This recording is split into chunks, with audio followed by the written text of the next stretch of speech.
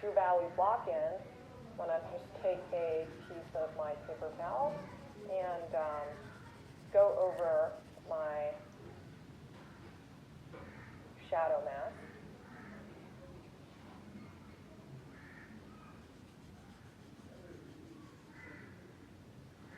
So you can see right now I have kind of like a posterized version of my reference.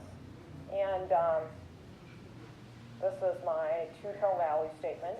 And then I can start build other values upon it. But it's really important, it's a very important stage, so don't skip it if you're doing a tonal drawing. So now, before I get started working on my shadow mask, I'm going to mark the brightest point on the pumpkin. I'm going to lay in some of these highlights.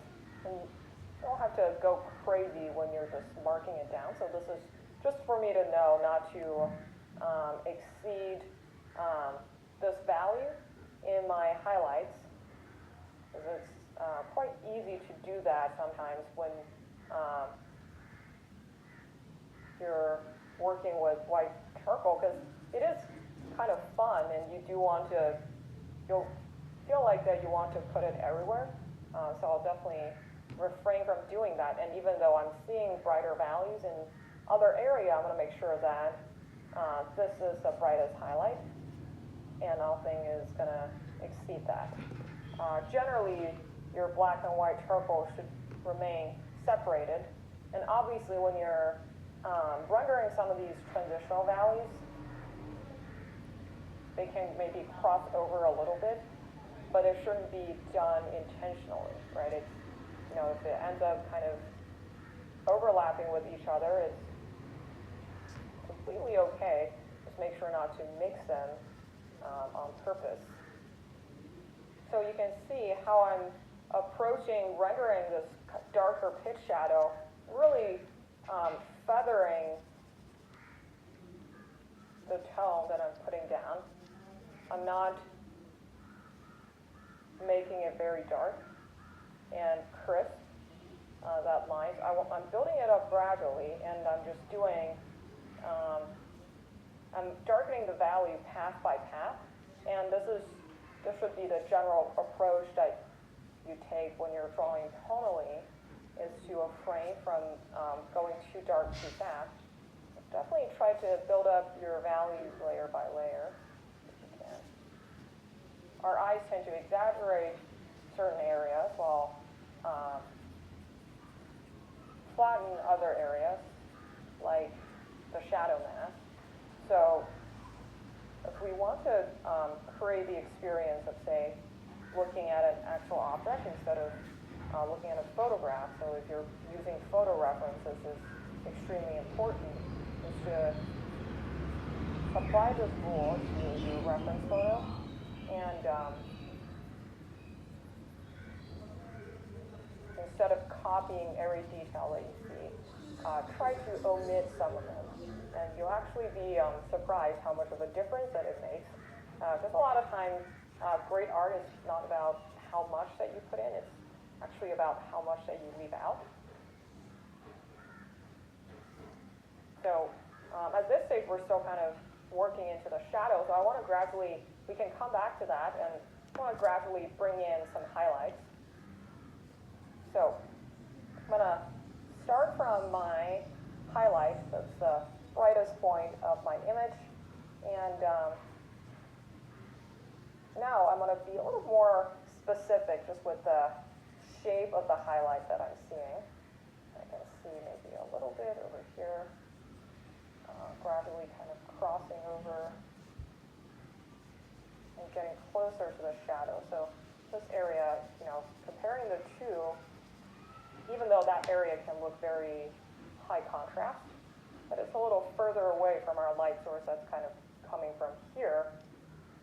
But it probably looks a little more high contrast because of the effect of simultaneous contrast, wherein your perception value would change according to the values that are next to it. And for tone paper drawing, it's especially important when it comes to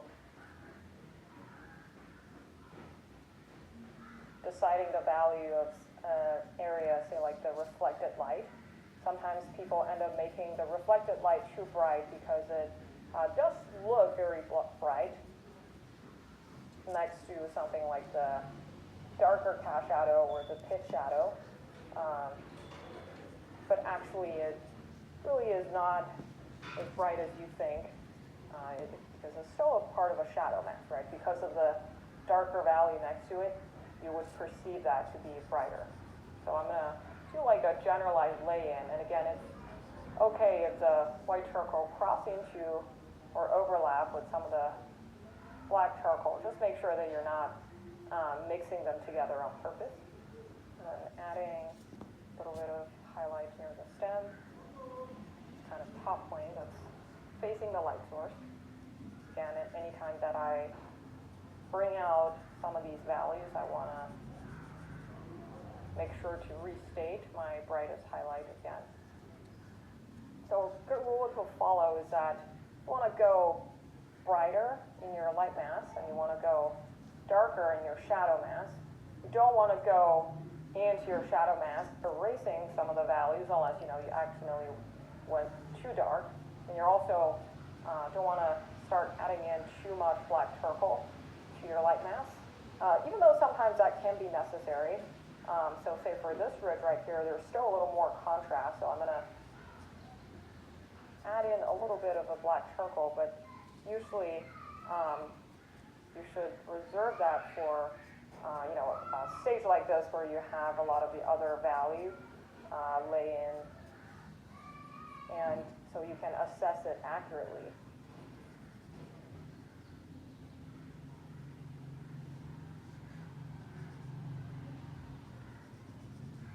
And lastly, you want to go back to accent some of these sharper edges, whether it's in the highlights or the shadows, again, to bring in a little more dimension.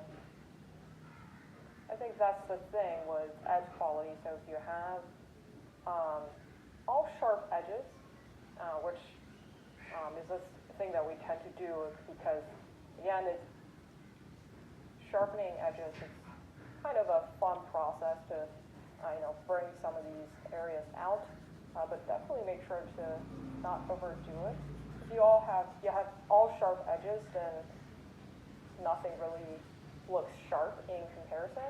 And if you have all soft edges, same thing would happen, right? So it's about having a balance. Again, for some areas like the back of the stem, since it's further away from us, I'll be very careful how much highlight that I put down. Do not compete with highlights in the front. And so when you have a sharp edge created from a cast shadow like this intersecting with a highlight, you have a double edge right here. So you'll have a sharp edge from the highlight and also sharp edge from the cast shadow. So this is where you really want to emphasize. And you basically have it at this stage. You can even keep adding in more of these very subtle details. But the key for doing tonal drawing for a form that's a little more complex like this is to start still from general to specific. In this case, it's going from the two-tone value statement to a full value drawing. And the other thing is to keep your light mask and the shadow mask separate. Refrain from putting in too much brighter value in your shadow mask and any sort of really dark value in your highlights, even though that area might look very high contrast because of simultaneous contrast.